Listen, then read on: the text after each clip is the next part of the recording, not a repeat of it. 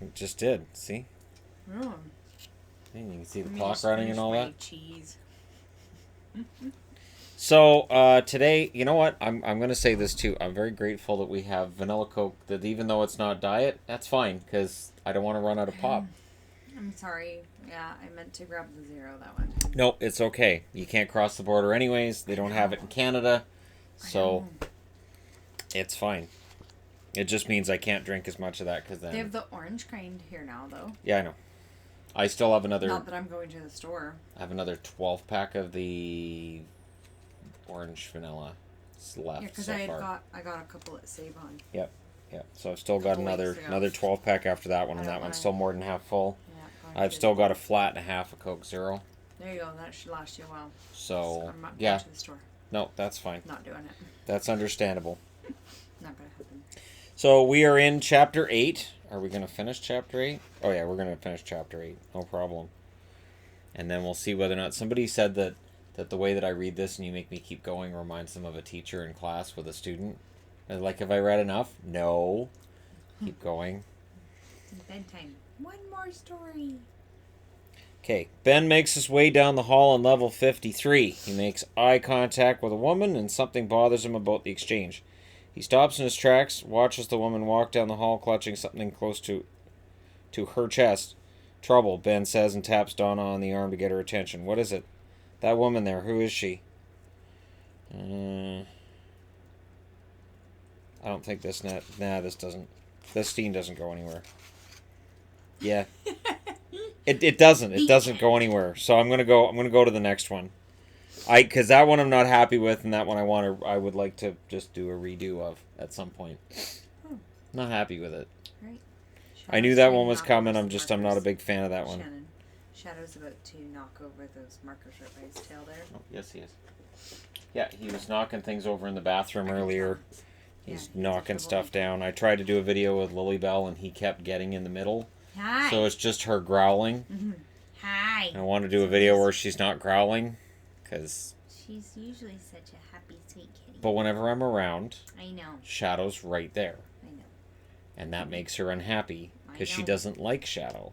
He's kind of a jerk to her, so. So, alright. Mike sits in the battle bridge and looks around him at the satellite images as well as models hanging around the room of older Earthcraft seen as pioneers that brought the world to this point. This is what he saw in Earthlings, the potential to be something so much more. There was nothing they could not do if given the chance to prove themselves, and Mike felt they needed proper guidance. So basically, Ben and Donna see just how depraved everything's getting on the ship, and that things are probably going on that they haven't seen, that they're not aware of. So Mike, meanwhile, is sitting in the battle bridge. In the midst of the mess with Altel and his homeworld, he was starting to feel he had more in common with Earthlings than the people from his own world. He feels more at ease, and he knows his world is just as vulnerable to attack thanks to the blind faith people have in people like Cale Rightly have. The potential enemy can be appeased indefinitely. There may be a technological advantage for Falteris, but they also have an air of predictability in everything that they do. If Gora is as evil as Mike and his friends believe, this mission of his is truly epic in its scale and importance. His advanced world could definitely give Altel a fight and maybe throw some help Altair's way if given half a chance, but people like Rightly make that call. Cale Rightly will never change unless there's a dramatic shift in the desires of their people to make that change a reality. Mike always knew right from the age of 5 that he wanted to be a military man. He hoped to be a general someday.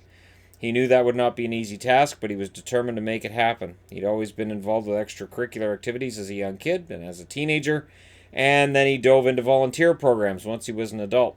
He had a degree in medical science, which got his foot in the door as a medical officer with the Falteri Special Forces at the tender age of 24. The FSF, Falteri Special Forces, was seen as an exclusive wing of the military, and Mike quickly gained a reputation for being brave, honest, and dedicated. He'd been involved in missions to Altair as well as peaceful missions on Falteris itself. His ranking rose quickly to the point where he was only 2 ranks below general as a major before the age of 30. At the age of 30, a mere 8 months before being sent on this mission, Mike had become a colonel, and now his end goal was in sight. Moments like this, in the complete stillness and loneliness that this job provides, he thinks back to his last conversation with Katie regarding this assignment before he took it. She told him she had a bad feeling about what might happen here, but she also felt her husband was the best man for the job. And that confidence, that gave him confidence even in the face of danger. Though he was still technically a member of Falteri's special forces, this mission was brought into place by Falteri's guerrilla tactics team. That was one team that Mike had wished on some level he hadn't joined. As much as he believed in this mission, he was not a fan of General Cale Rightly, and their disdain for one another was barely concealed behind a sense of duty to the greater good. The issue, of course, lay in their concept of the greater good, and that was completely opposite of one another. Mike knew from his experience with the Falteri Special Forces just how brutal Altil was. On one mission in particular, he led a team to Bryn, a moon around Falteri's nearest planet of Temp, one of which is at the outermost edge of what astronomers refer to as the habitable zone. So there's Temp and Falteris, I believe in this book too, I had them in the same solar system. One's towards the inside of that habitable zone and the other one's near the outside. And Temp's near the outside. Bryn had been home to thousands of Altarians, and once Altil occupied their world, there had been a wave of their people driven to that moon for refuge. At some point, radio transmissions from this moon had ceased. Mike's team had journeyed there to find that Altil had gassed them all. There wasn't a single survivor on a moon that held just over 3 million Altarians. All life of any sort had been annihilated by the gas. Wildlife died. Plant life also became dry, brittle quickly after its death. When Mike had returned home with the news and his opinion that Altil had been behind this, his view was censored by none other than Cale Rightly, who believed he was on a crusade and needed proof before such an accusation could be made. The fact that this nerve gas, which killed all animal and plant life, was the type only Altil could have, didn't sway Rightly or ultimately anyone in charge of the military forces on Falteris, and status quo remained. In the midst of all of this, Mike remained convinced there was something big in the future, that things would turn around for him if he stuck with it. Maybe he had to believe this, or he would lose his will to continue down this path. Katie saw that in him too, though he chalked that up to the fact she saw so much in him that she was willing to marry him. The fact that they both saw Mike as a future general for Falteris, and then he could dream of making big changes to how business is conducted. It was a matter of keeping his sanity, getting from where he was now to that higher ranking at a later date. The only way he was going to get anywhere would be if he somehow smoked out the Altilians aboard this ship. They were well hidden, and he was wondering if they were somehow living as humans aboard the station. There was no telling how advanced they really were, since there was so much they hid from anyone. He just hoped he could break through this brick wall separating him from them and the walls, he says to himself as his mind works overtime. Mike slowly stands and walks over to a dull gray wall. He runs his hands along it and taps the wall with his hand. He listens to the wall and smiles. Of course, he says and nods his head. Why did it take so long for me to figure this out? He knew there was a reason he had come back here, but figuring this out wasn't part of the plan. It was now the time for him to go on a big hunt and hope he's right. If he's wrong, he'll be lost in a maze while others die needlessly in this deadly game. End of chapter 8. There we go. All done. No, whatever. That was yeah. See, super short. No. Okay. Chapter 9. Rhett is pleased with how things are going. Altil is a world set to rule the galaxy, and he believes in his vision shared by Gora and Sabal, one of Altil standing alone. There are no reasons to keep inferior allies like those of Falteris, especially if they have a biological weapon that will make them even more dominant. As he kneels next to the air vent into another level 51 room, Rhett looks over at Andrew Jenkins. This is the next victim in their attacks, this being one of the final individual attacks before they launch the assault against the entire ecology. This is simply a build-up, and it's one Rhett is truly proud of. His place in Altilian history books is certain, at least in his mind. He holds the gun steady as he aims for the neck. This works best if it hits the neck and spreads through the spine into the limbs as well as the brain. Truly, the brain is the key in what they're doing. Human evolution is the Achilles heel here. Altil has isolated dormant DNA, which causes more violent and uninhibited behavior in humans, and learned how to kick it into overdrive. It mutates them into a more primal form and enhances their physical strength while weakening the reasoning centers of the brain. It takes remarkably few changes to genetic makeup in order to turn them into animals unable to function normally. The gun fires an army of microscopic life forms into the body of the victim, and they actually alter the DNA of the intended target. The organisms die once their work's finished and leave no trace of themselves behind to be detected by any forensic technician. A normal and peace-loving man might become a wild and insane killer within hours of taking the shot, and insanity seems like the only explanation. A sweet and loyal wife may become a killer within hours. This can also lead to deviant sexual behavior or suicidal thoughts. It is the perfect weapon and one Rhett is glad to have on his side. Once the DNA's been altered, there's no way to trace it back to them. It's the perfect weapon and one capable of massive death tolls within days of being introduced to the population. The intention is to transfer these into the water supplies on Earth and watch as humanity wipes itself out. The eventual goal to use this weapon against Falteres is not well known among military personnel, and Rhett doesn't concern himself with any of that, as this job is merely to follow the orders given to him by Gora through Sabal. Rhett's shot is fast and hits the target. The weapon makes no noise, and the actual army of microscopic life forms programmed to alter the DNA are not perceived by human vision. If they could view the world through infrared light instead of visible light, they would see so much more, and they'd see the shot coming at them. There's a reasoning for doing things this way. Ultil can either take down a single obstacle in their way, or they can distribute this on a massive scale and just commit genocide at their whim. The testing's also being done because there are a number of people who have shown themselves to be immune to this treatment, which was considered unacceptable. Those ones were exterminated in a vacuum on Arcology 443. It happened on 652 as well. There was no telling why some were resistant to the weapon, but blood samples have been taken and further testing would be done. Rhett learned a lot during his mission. He knew he could kill without hesitation. He learned that he could be a truly great example to others as a perfect worker. His work was now legendary. He was going to go down in Altilian history as a great hero. He was a man who could kill thousands with the turn of a switch. The man who turned the lights out on Arcologies 443 and 652 when their work had been finished.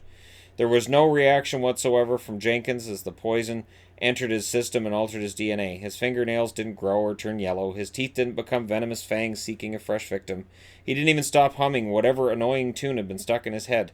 It was another perfect execution by Rhett, shooting the same dose at Jenkins as he had at Charles Woods, 2 hours before he died by his own hands. The speed at which people turned was the only true variable among those who proved to be vulnerable to these organisms. Rhett skulked away from the vent as noiselessly as possible. He smiles as he thinks about how well this is going. The destruction of mankind was at hand, and he was playing a major role in it. If this mission also saw the death of Falteri's young leaders and one of Falteri's young leaders and Mike Translow, that would be a feather in their respective caps once their movements and actions were revealed to their people. Rhett makes his way through the vent and then finds the exit he's looking for. He climbs through and drops down in the service tunnel where his personal transport waits to take him back to their base of operations. He was excited to tell Sabal that everything was still moving according to plan. That's the end of that scene. There we are. All done. Okay. If I didn't know better, I'd say that Yvonne enjoys me reading to her. I do. I've been asking you to read this to me since before we met, so. You asked me to read this to you before we had our first date? I told you that I thought it would be really, really fun to have you read it. Okay. Mike has never been this awake, this aware of his surroundings. He's never felt this tense in his life. Now, he wants to recruit the right people to help him with this task. Level 53 is almost a ghost town now. No one wants to be here since there's a belief something on this level is driving people crazy. It's a mood that has also spread to level 52, as fear does what it is intended to do in becoming the virus itself. The media is fueling these thoughts as they continue to make up their own theories and generally be a bother to people trying to fix whatever's going on up here. I wrote this about a decade ago. Not a statement on anything going on right now. When Mike reaches Andrew Jenkins' quarters, he finds Andrew's not there. He does find that John Webster and Chris Adall are at the door, though. Mike sighs and rubs his forehead in an attempt to stop another headache in its tracks. Okay, let's radio everyone to keep their eyes on level 48. I feel there's going to be a lot of action there. The three of us, we have something else we need to do here. Am I going to like where this is going? Carissa asks, trying to look Mike in the eyes. He seems jumpy and nervous, which is not the way he has been during the rest of the time he's been here. I could have worded that way better. Yeah. If he's jumpy and nervous, that makes her almost sick with worry. Just send me a copy of the book. I'll reword it for you. Page 81. Just let me know. If he's jumpy, nervous, that makes her almost sick with worry. Her stomach's already feeling rather ill as moments pass and gravity of their task weighs down on her. Mike manages to look her in the eyes and composes himself. Alright, so I know where they're striking from. He points to an air vent near the ceiling in the living room. They're hitting from there. That way they don't have to actually enter the room. I've been over the blueprints of these places for months now. It never occurred to me. There are service elevators and corridors. They're supposed to be closed off, but it's within the realm of possibility that they got in through there. There are no security measures for that area of the ship. If they somehow gain access through the service elevators, they can run amok and not get caught doing so. Oh God, you're right, is the only answer John can manage. I'm not going in the air ducts. I don't like cramped spaces, Carissa says with a shudder. Mike makes his way across the room to Carissa and John and glances at the air vent before he continues to speak quietly.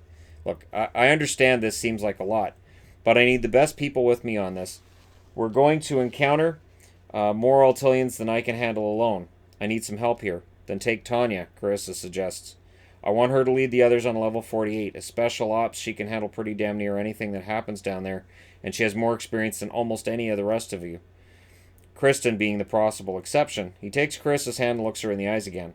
There are no two people in this group I would rather take along to smoke these bastards out. You're saying that because we're here. You came looking for Andrew anyway. Where is Andrew? Mike asks. He summoned us here, John answers. He had said something big was going down and he'd be right back. That was a few minutes ago. He seemed kind of jumpy, so I've had my hand on the trigger for my gun ever since he left. Mike checks, and sure enough, John has a shaky right hand, ready to fire at a moment's notice. They do seem to want to cut the head off this place and work their way down. I know from my connections on Altair that they're big on taking commanders out first, so the foot soldiers lose their way. It'd make sense for them to go after Andrew next. So what do? Head into the vents or deal with Andrew? Chris asks. Mike and John look at each other and nod, take opposite sides of the door, and draw their weapons. Mike looks towards Carissa. Andrew has a radio on him. Call him. Tell him it's an emergency. What is? I don't know. Make something up. We have to deal with this now and at least see if he's been compromised in any fashion. You got nothing to worry about, okay? John assures her while giving her the thumbs up. Carissa's hands are shaky now as she grabs the radio from her belt. She hadn't even talked on this thing yet, and they want her to possibly risk her life with the first call she makes. Andrew Jenkins, are you there? She says in as normal a voice as she can manage. On my way, Andrew answers, before she can even make an excuse to bring him back here. She then opts to hide behind the couch and draw her gun pointed at the door. They wait for what seems like an eternity, but in reality it's about 30 seconds. The door slides open, Andrew's carrying guns in both hands. He comes in firing. Everybody wants me to die, he exclaims as laser blasts tear into the walls and through the couch. Mike fires a shot which hits Andrew square in the chest. John and Carissa are frozen and don't manage a shot at all. Mike's shot stuns Andrew and he falls to the floor, eyes opened and crazed. Mike checks for a pulse on Andrew and nods. I knocked him out, but he's alive. We need to get a security team down here and lock him up while we deal with those evil fish in these walls. He looks over at a shaking Carissa who has tears in her eyes. You okay? She slowly nods and stands. So, if I don't go into the air vents, eventually they'll turn everyone this crazy. Or I could go this crazy. Or they'll kill those that they can't turn. I saw a scene in Arcology 443 which was horrific. Could have been a case of them terminating people who were resistant to their methods, Mike says. Carissa looks Mike in the eyes. I guess I don't have a choice then.